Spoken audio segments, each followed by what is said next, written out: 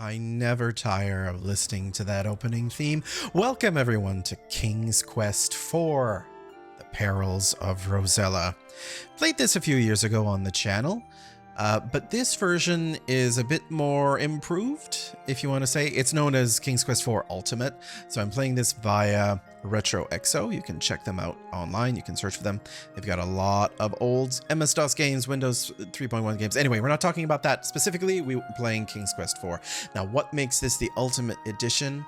Well, first of all, we're hearing the amazing soundtrack as composed by Hollywood composer William Goldstein. Was hired specifically for this project to compose over 40 minutes of original music for this game, because this was the very first commercial game, the very first commercial IBM PC game to support sound cards, this optional hardware that brought all these amazing sound, this amazing music to computer games that had never been heard before. Now, sound cards were a bit rare, very expensive in the day, so most people playing this back in the 80s, myself included, would have just, had the usual PC speaker sound, but just listen to this music. Listen to this music as it was composed, and what the lucky people who had sound cards would have been able to experience back then. Here we can, do it via emulation, which is great. Yeah, I love this game. This was the very first major computer game that I remember playing as a kid. And I've mentioned this in the previous playthrough, but it bears repeating. This was the very first game that I remember playing. And I think it shaped a lot of my, I'd say, like, creative, it was very much an influence on my creativity and writing and just adventure games in general. Now, back when I first played this, I was maybe like 5-6 years old. I didn't know what I was doing, let's be honest. And I think I mentioned in the previous playthrough, and we'll mention it again once we enter the game, there's only two things that I could actually do, because I didn't really understand anything. But as, time progressed and you just get better at games and better at vocabulary, because I grew up French, so a lot of these words were very, very foreign to me. But we'll get into that. So the gist of this game, the story, it picks up directly after the events of King's Quest III. Prince Alexander rescues Princess Rosella from the big three-headed dragon. You'll remember from the previous videos. And we get back to the castle. And at the opening of this game, you just saw King Graham suffers a massive heart attack, and Rosella, well, the whole family, of course, is just stricken with grief, but Rosella more so. And she's contacted by this good fairy, Genesta, who tells her that there is a magic fruit that could restore Graham's health, but she has to go to the land of Tamir, as is what is being discussed right now. So I'll let the rest of the scene play as we listen to the hauntingly beautiful music. I'll see you on the other side of the opening cutscene.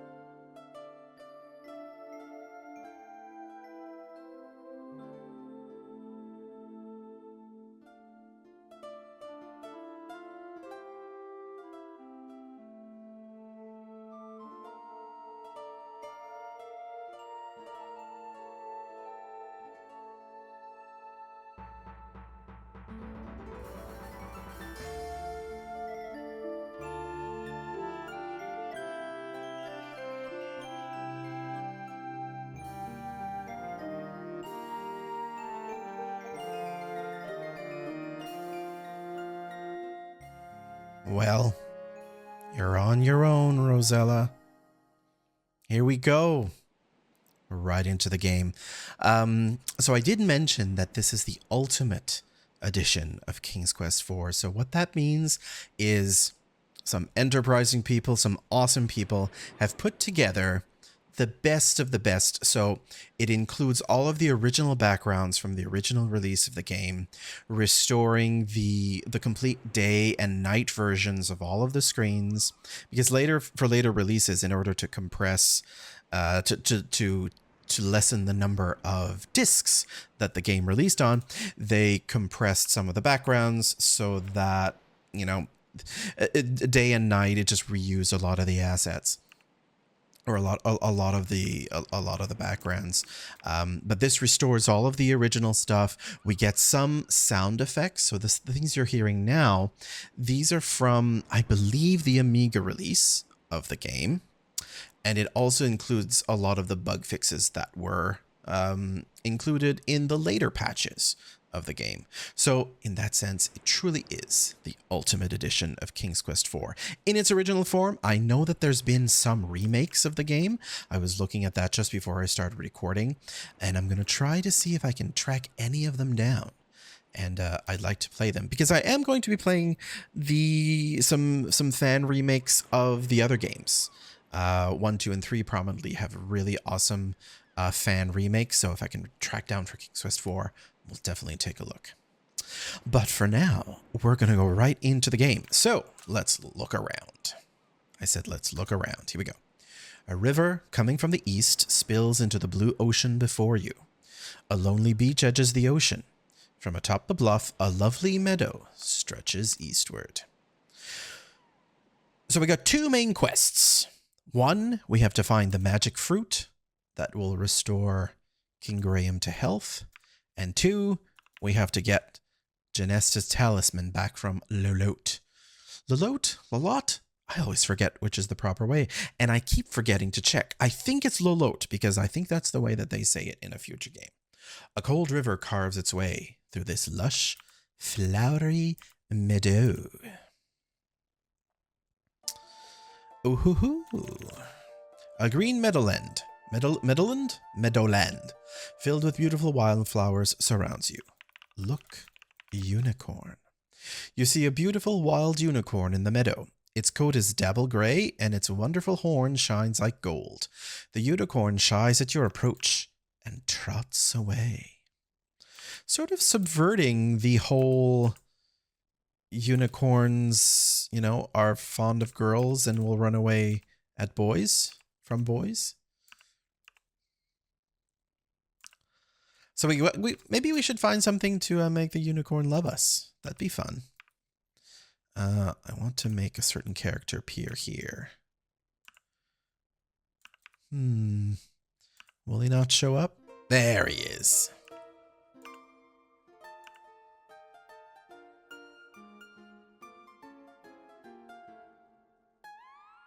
Oh, look. Scent of wildflowers. Okay, yeah. Look, man. You see a rather jaunty-looking fellow who appears to be a wandering minstrel. He seems to be a lute player. Talk, man. You say hello to the minstrel, who looks at you in surprise.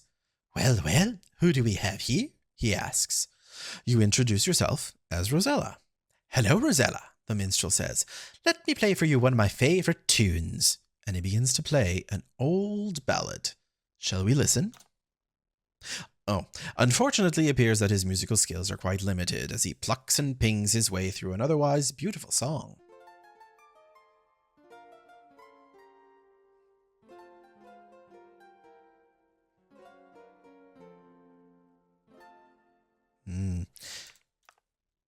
You unthinkingly speak to the minstrel again, who immediately begins playing another bad rendition of a favorite oldie but goodie. Ah, that's the theme to the game.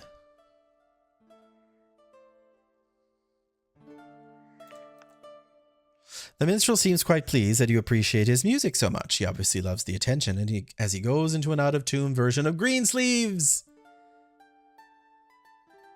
Yes! That's a fun little insert here.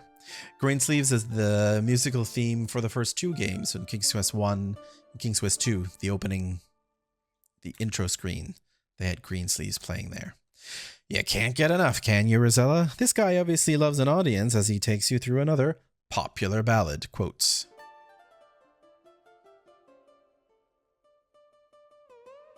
Oh.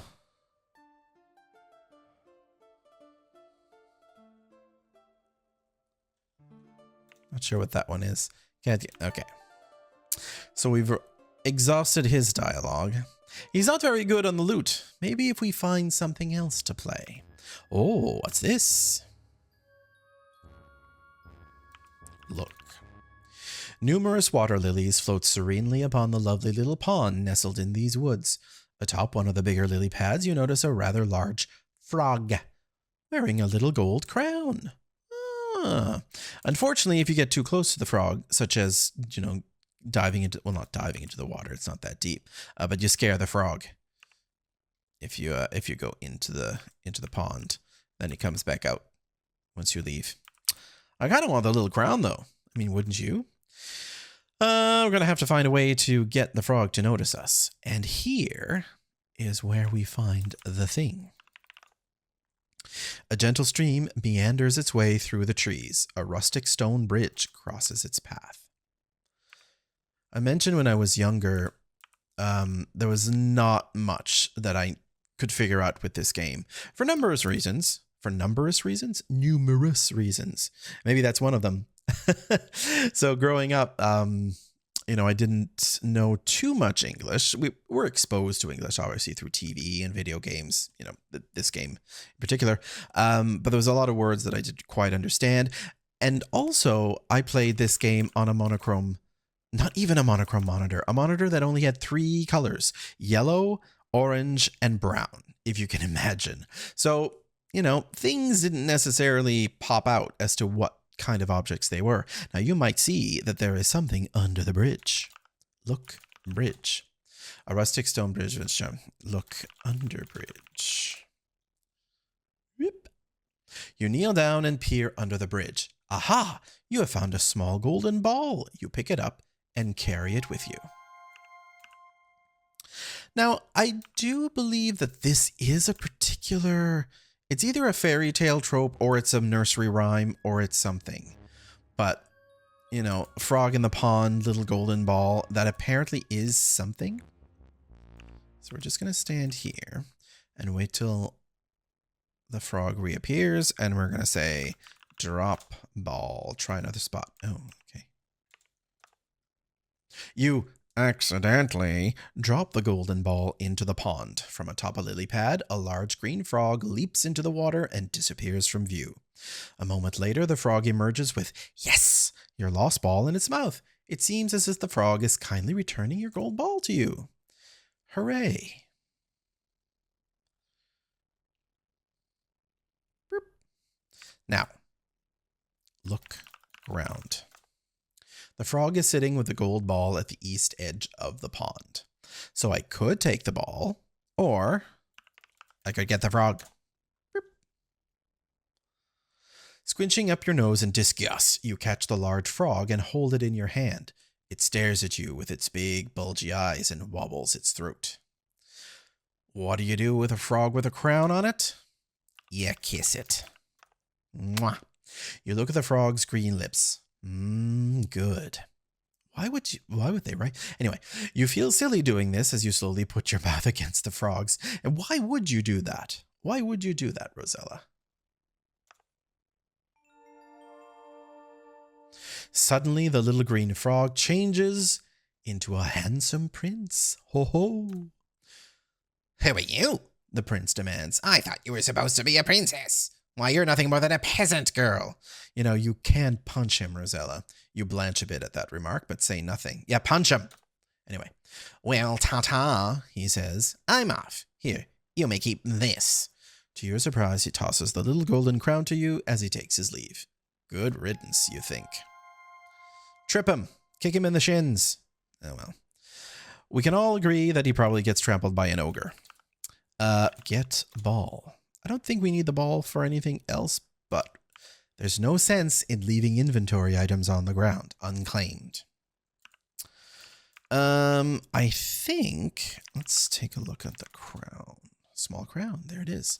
We can wear the crown, and this gives us a hint. That's not a good idea now. Okay, fine. Then we'll do something later. Oh yes, since we're here. Since we are here, look. You have entered a shady wooded area with birds calling from the many trees. You notice a pool in the distance to the north. Actually, I don't want to be on this screen now that I suddenly remember. Speaking of ogre, there could be an ogre on that screen, so we'll leave it alone. We'll leave it alone for now. Because the whole point here is we want to go get the magic fruit first. That's going to be that's our first quest. Once we get that done, then we can focus on helping Genesta by dealing with Lolotte. So, here's our unicorn friend. Well, he's not our unicorn friend yet. He's kind of really shy. We need to find a way to get him to warm up to us. Oh, what's this? Look, you see a crude mine shaft in the midst of this forest of pine trees.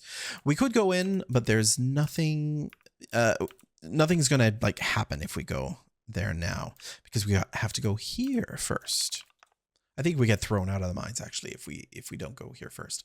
You have come upon a cute little house built right into a huge tree. An old water wheel attached to the house goes unused beside the little river that flows gently before the house. You will recall from the other games that King's Quest, in particular, banks on knowledge of the many, many fairy tales of old. And King's Quest IV is no different. Look, this is the main room of the Seven Dwarfs' cozy treehouse. What a mess it is. I'm not sure how we are supposed to know it's the Seven Dwarfs' house.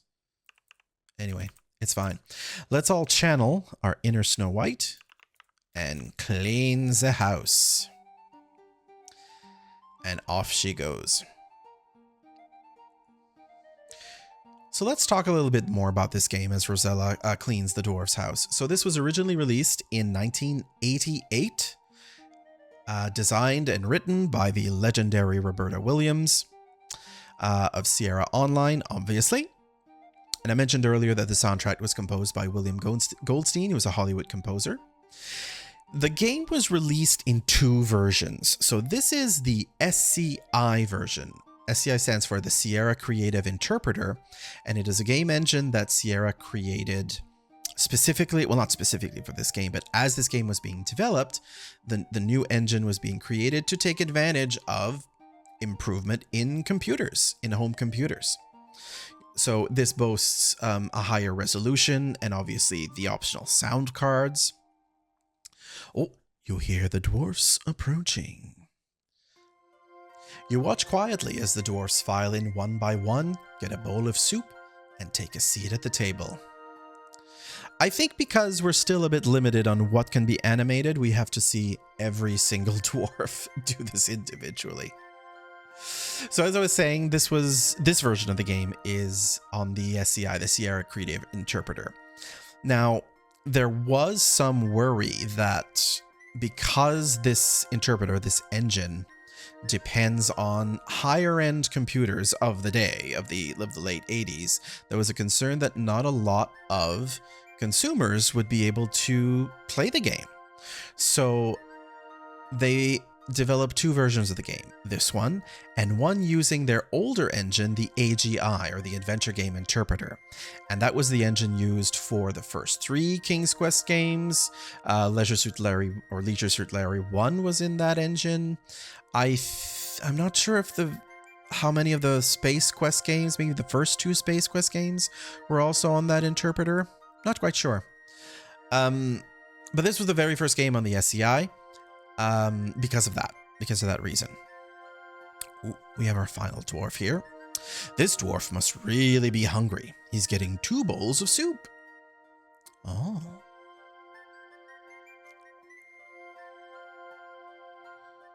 The 7 dwarfs seem very pleased that you tidied their messy home.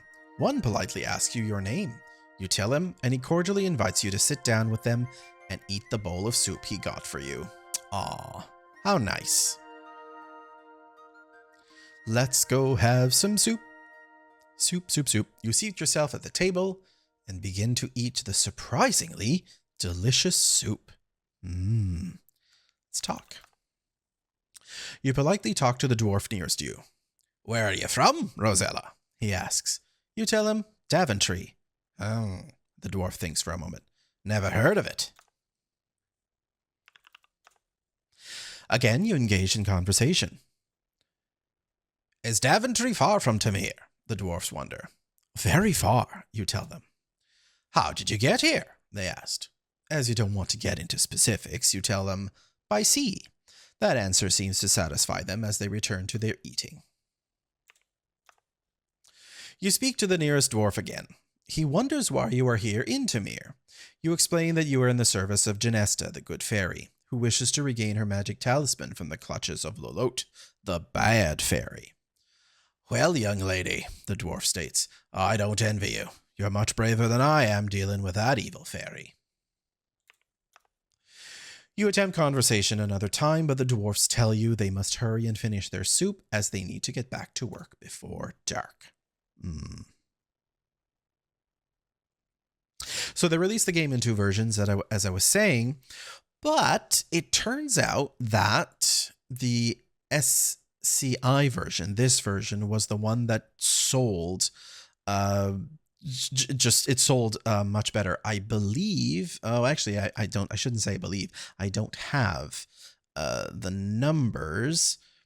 Actually, no, I do have these. I'm just looking at my notes here. The SCI version ended up selling the old version 9-1, if you can imagine that. So talking about sales, this game sold in the first 2 weeks of release 100,000 copies, and according to some reports, 800,000 copies within its first year.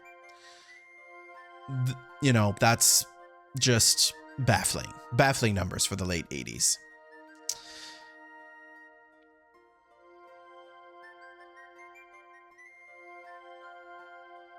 Goodbye, and thanks for the soup, you call as they take their leave. Oh, it looks like they've left something behind.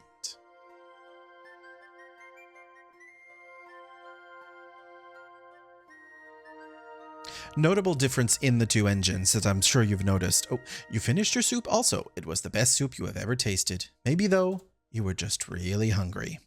Well, let's clean up the mess. One of the major differences in the 2 engines, as I mentioned, is resolution. So the old AGI had a resolution of 160 by 200 pixels, yes. And the new engine features 320 by 200. So, we're getting up there. We're getting up there in the resolution. Whew, I hope that's the last of it. Now let's take a look at the table. You see a long wooden table. You also notice a blue pouch. Dum-de-dum-de-dum. Get pouch. Look pouch. What's full of diamonds? Being the kind and honest soul that we are going to return the diamond pouch to the dwarfs. So we're going to head on down to the diamond mine and return it. Careful. And here we go. Diamonds glitter and sparkle from the earthen walls of the 7 Dwarfs Diamond Mine. Within it, you see the little men busily at work. So from here, I can just do this. Woo! Little bit dizzy, but the important thing is that we didn't die, and it's a little bit of a shortcut. So let's find the lead dwarf, who is over here. And return the pouch. Return pouch. Oh, try standing in front. Okay, I'll just stand right. Do I have to go here? There. Being an honest person, you offer the forgotten pouch of diamonds to the dwarf. His gruff exterior softens a bit. Nah, you can keep it, he says. We got plenty here. We also got an extra lantern we ain't using. Here, go ahead and take it. The dwarf's gruffness returns as he says, now skedaddle on out of here. All right. We get to keep some diamonds. And also get a lantern. Which is going to be important. Careful.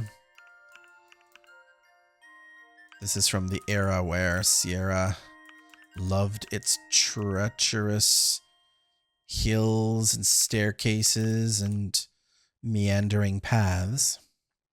Now, I'm going to go back and forth on this screen. There we go. Because we can get ourselves a little worm. This was one of the things, as I mentioned when I was a kid, this was one of the two things that I could do for points in this game was getting this worm, and then there's another object that we'll get a little bit later on. Ooh. A mountain range rises to the east from the forest. A narrow path winds steeply up the side of it. We're going to get to there eventually. That leads up to Lolote's castle, but we're not going to go there first. As I said, our first point of call is getting the magic fruit, and we gotta go through here. You see a beautiful waterfall cascading down the mountain into a deep blue pool. From the pool, a river courses westward. Around you, a dense forest closes in. Now, I don't know how you're supposed to guess that you have to do this. Maybe it's the trope that behind a waterfall, there's always a cave. Like maybe you're supposed to think that, but I don't know. I don't know why you try that. This falls under, it almost falls under a guide dang it, but it also falls under a do everything with your inventory items everywhere possible. So think back to the crown, how wearing it turns one into a frog. Well, it works here. Oh ho ho ho. It sure feels good to be yourself again. What's this? Why, it's a cave behind the waterfall. You see an old board laying by the cave entrance. Actually, there's something I want to try. Woo! So she didn't want to wear the crown at the pond. Will she wear the crown anywhere else? Wear crown. That's not a good idea now. So you kind of... Okay, so, whoops, sorry about that. So yeah, you kind of have to try wearing the crown on every screen until you get to the one that works. But again, the message it gives you, you'd almost think, oh, okay, it's not something that I can do. I have to give the crown to someone else, right? It's not a great puzzle. It's not a great puzzle. Look ground. You see a board lying on the ground. That's important. Uh-oh, wait. I've just realized I do need to get the board, but I've just realized I am missing a key item. So we're going to go back outside. Oh, so this is the quest to go get the magic fruit, but the magic fruit is protected by something that we need a specific item for, and I don't have it. And we're going to need to go visit that house that we see there to the north. Ooh, it's a good thing that I thought of it, because it would have been pretty awkward. Look, indeed, this is a spooky old house. It looks as if no one has lived here for many years. Flanking the old house on both sides is a rundown cemetery. I always like misreading words on purpose. A thick forest looms all around. This is one of the screens, one of the backgrounds that is obvious in the later releases, how they tried to mix the day and the night backgrounds into a single type of screen. You would have seen that in the previous video I did a few years ago on this. The house is a bit more dithered rather than here where it's more brightly lit. Of course, we all prefer this version. How about we knock at the door? With trepidation, you rap on the door. Not surprisingly, nobody answers. Hello? Oh. This is the entry room of the old house. Downstairs, you see 2 open doorways, and upstairs, you see an additional 2 doorways. The room is cobwebbed and dusty, with wallpaper peeling from the walls. This was always a rather spooky room. We can take a look at the time. An old grandfather clock sits in the corner. With each swing of its pendulum, time relentlessly marches on. Read time? The time is 9:12 a.m. Tamir time. This game runs on a 24-hour clock. It's in real time, I believe. And things are going to happen once we get into night. We have a full 24 hours to finish the game. Now, once we get to a certain point, the game will automatically advance to night, so we don't actually have to wait the 24 hours. But I do wonder if time moves at a different rate. Maybe. Maybe not. Let's take a look over here. This old dining room has seen better days. The long table is littered with crumbs and dust, and against the wall, the empty hutch is covered with cobwebs. The layout of this part of the house is very reminiscent of Manannan's house in King's Quest III. The old kitchen is quite bare. The fireplace has been cold for years, and the dusty pantry is empty, but for old crumbs.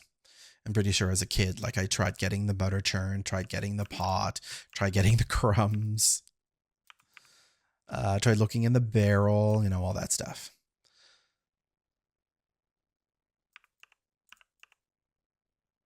But none of that is important.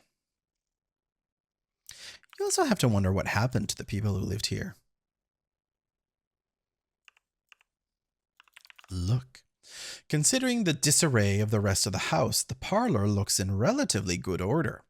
However, the fireplace is cold and unused. The bookshelves are almost bare, and the old furnishings are dusty.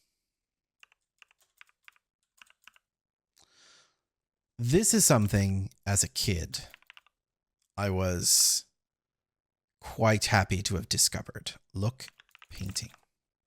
An interesting portrait of a young girl hangs above the fireplace. You gaze at it intently and notice that her eyes seem to stare at the left wall of the parlor. Ooh. You examine the left wall very closely and notice a little latch. Use latch. You can't use that right now. A flip latch. You flip the latch in the wall, and behold, you have discovered a secret door. Oh, this was a big moment as a kid finding this. Look, you have found a secret tower. Narrow steps spiral dizzyingly upward. You notice a shovel leaning against the wall. I'm going to get the shovel. We won't need the shovel for quite a bit. And in fact, we don't need to get to the top of the tower until later in the game, so we'll wait. We'll wait to do that. Because otherwise it's just tedious climbing, and we can't do anything at the top yet. Another thing we need to say is look at the shelves. You examine the few remaining books on the bookshelves. Only one catches your attention. It is entitled The Complete Work of William Shakespeare. So this world exists in, you know, same dimension as Earth? Or William Shakespeare is known in this dimension? Don't worry about it, is the advice that we always follow. Get book. You remove the Shakespeare book from the shelf and carry it with you. Can we read the book? The world has grown so bad that wrens make prey where eagles dare not perch. I don't know what that's from. Kiss me, Kate. We'll be married o' Sunday. I also don't know what that's from. 'Tis now the very witching time of night, when churchyards yawn and hell itself breathes out contagion to this world. I don't know Mike Shakespeare. Oh, well, actually, well, I mean, this is obvious, isn't it? What's in a name? That which we call a rose by any other name would smell as sweet. Oh, Romeo. Okay, fine. Let's move on. Let's move on. Actually, that's two. Those two quotes from Romeo. From Romeo and Juliet. What if they all were from Romeo and Juliet? They may as well, for as much as I know Shakespeare. Ooh, creepy. This rundown, gloomy cemetery gives you the creeps. Many of the old tombstones have fallen over, and the entire place is overgrown with grass and weeds.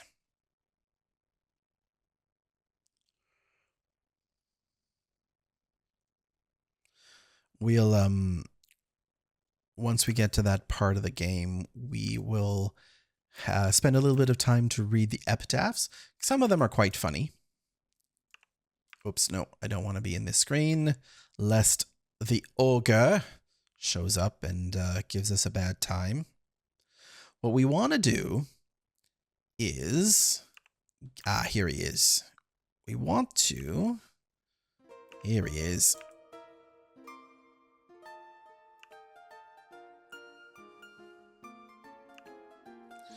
Talk minstrel. Oh dear. The minstrel. Oh yes. Can we ask him his name? What is your name? The game doesn't understand name.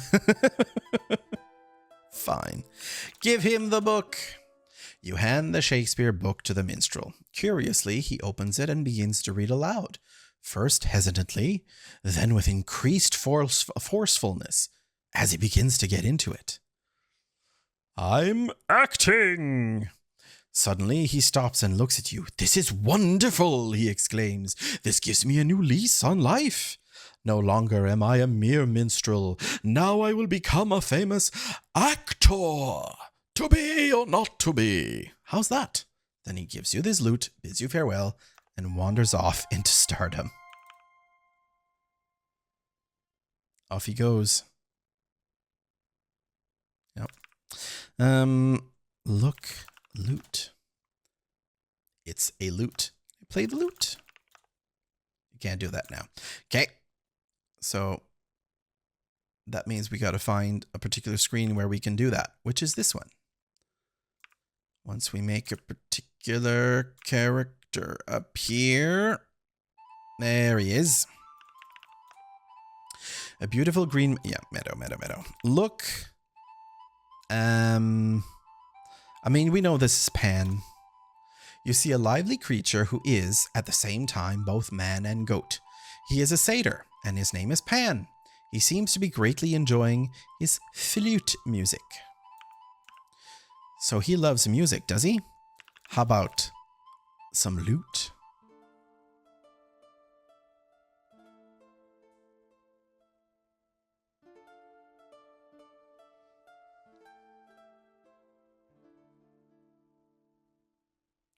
Pan has ceased his dancing and now looks at you and the lute curiously. Well, let's give him the lute. Okay. Pan gratefully accepts your gift of the lute, and in return he gives you his flute. You trade a lute for a flute. Happy now, he dances away with it.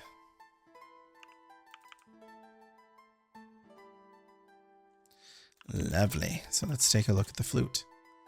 It's a silver flute. Okay, now we got everything we need.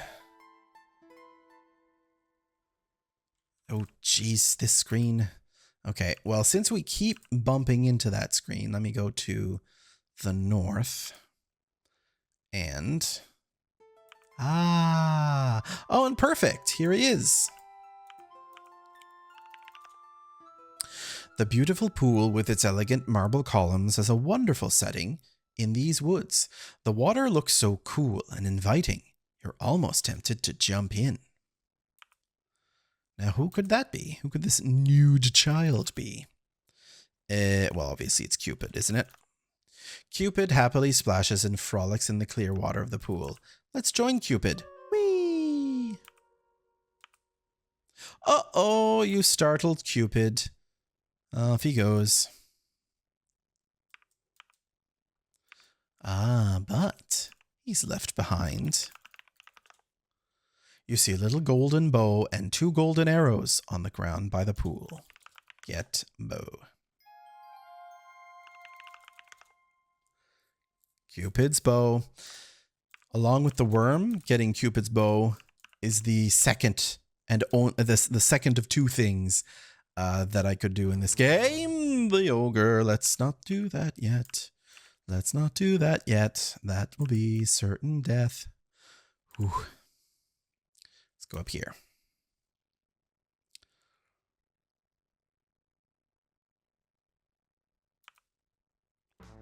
Oh, geez, come on. Whew. As you may have noticed, Tamir, much like Ludor and Colima, wrap around north and south, but not east and west. To the east are the mountains, to the west is the ocean. Much like Colima in that sense.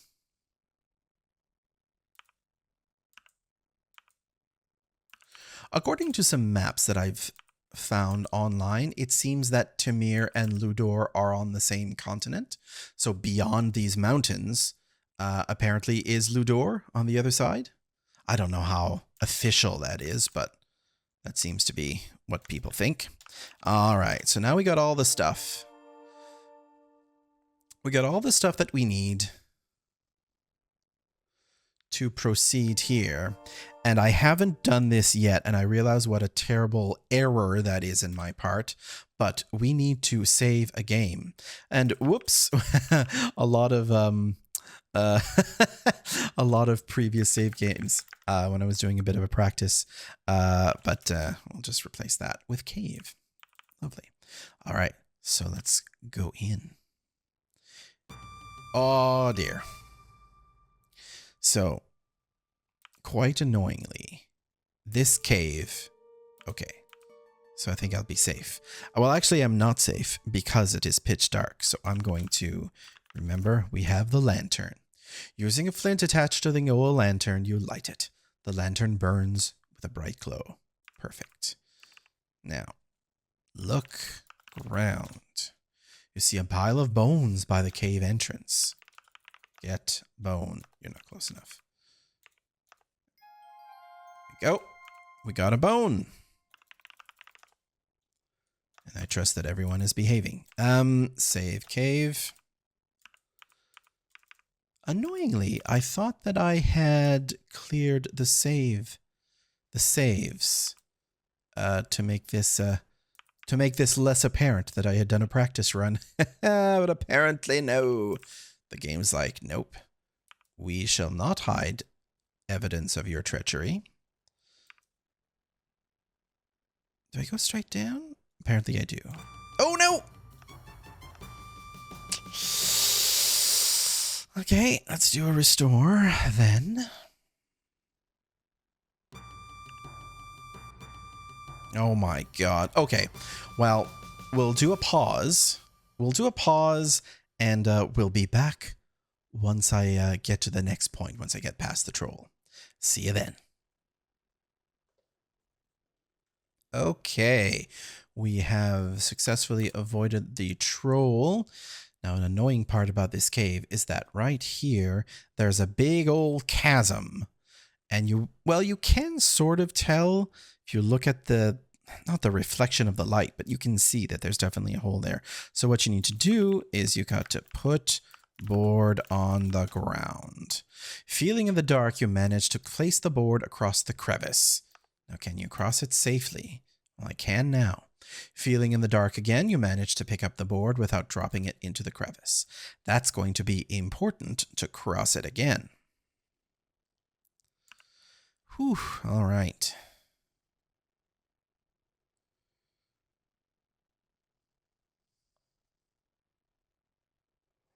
Ho ho ho. Look. From here, a huge muddy swamp spreads eastward. Large moss-covered swamp trees tower overhead while grass tufts and reedy plants poke up from the mire. You can hear the many chirpings and croakings of unseen swamp creatures. Oddly enough, you can't wear the crown here. Let's just do a save. Why wear the crown? Oh, I can. So can I go in the water? Oh, do you know what I think this is? So this is like a way that the game's like, oh, you think you're clever by turning into a frog. Oh boy, I sure love frog legs. Chomp, chomp, chomp. Thank you for playing King's Quest 4. Next time, be more careful. All right, Roberta Williams. All right, what you're supposed to do is jump. Jump. Jump. I don't know what this sound is supposed to be. I don't think this is the sound of jumping on lily pads.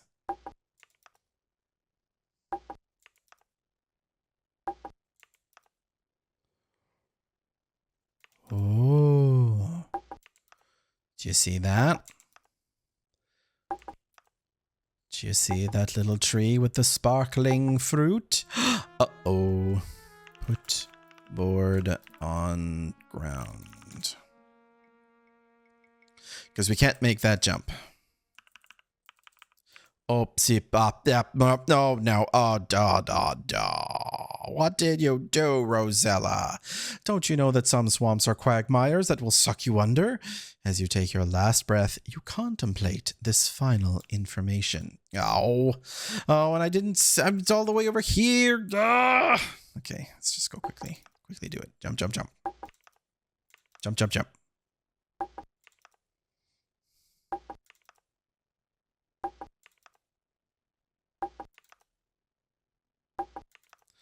This is why you just constantly need to be saving these old adventure games. It's only in the 7th game that has sort of automatic checkpointing and bookmarking.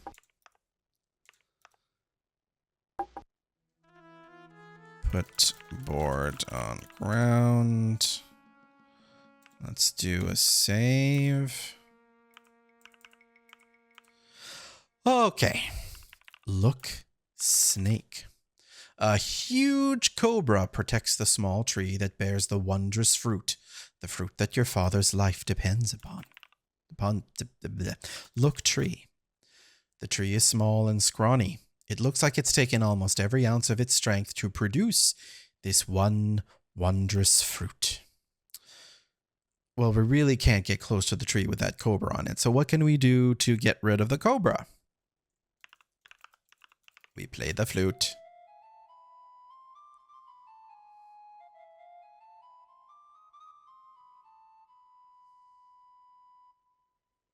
Nervously, you raise the flute to your mouth and begin to play a melodic tune to the big cobra, who begins to sway with the music.